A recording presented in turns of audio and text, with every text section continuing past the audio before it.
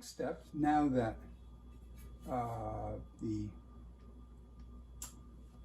bedding samples have been taken, will be to take strike samples. And I want a strike sample as far out in each section. And I take the other machine screw, put the cardboard side down. You don't really have to mark these because there will be more strike samples than there will be bedding samples, so it will be clear which is which. I always start in the base and go to the treble, that way I don't get confused. I don't use sharps as my samples until I get out to the bench and I'm all set up. Then of course I have a leveling sample for each of the end sharps to hold my straight edge to do my leveling. Okay, so I've got one there. I want to have one on either side of this key step.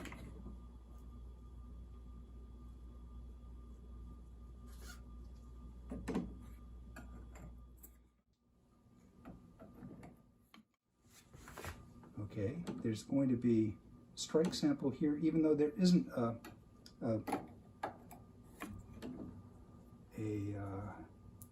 bedding sample. We're going to set up two different templates, so you want two different strike samples. Okay, so I need one more.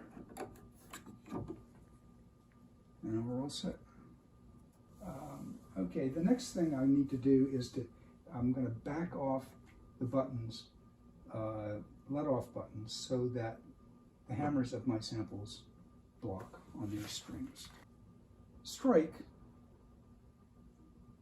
is the equivalent of, well, it is a string height sample, but it's a string height sample at the spot in which the hammer strikes the strings.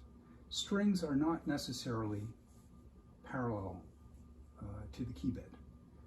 In fact, in a healthy piano, they will rise slightly to the bridge. And they may be designed to rise more in the treble, for instance, than in the tenor. So it's important to take the string height measurements in the right spot, which is strike. The hammers know where strike is, so if the key frame is in its proper position, then we will be taking the height samples at the right spot.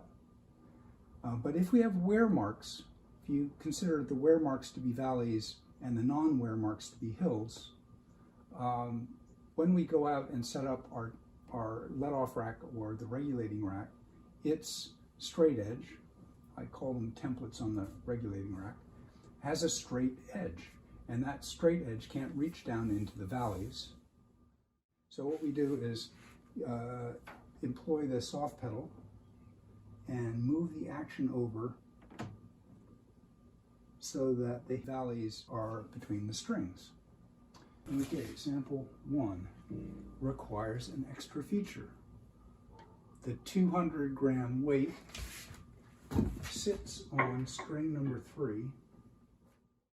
Really, string number 3 tends to be flexible enough and long enough so that it makes a discernible difference and will, potentially cause a little trouble. The rest of the scale, the strings won't move significantly enough to affect our measurement. Okay, so then we take the weight, in this case WNG-Dip block. The hammer is blocked on the strings. I am going to turn the let-off button until it trips, and then back it up just a little and fine-tune it until there's just a little hesitation.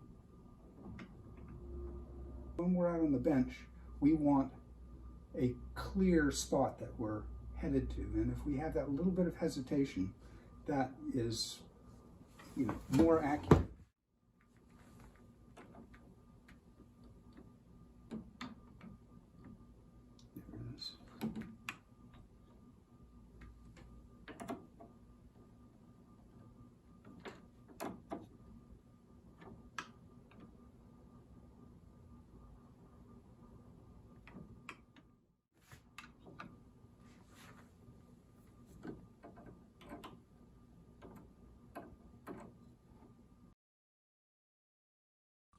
And please like, subscribe, or follow the link in the notes to my website.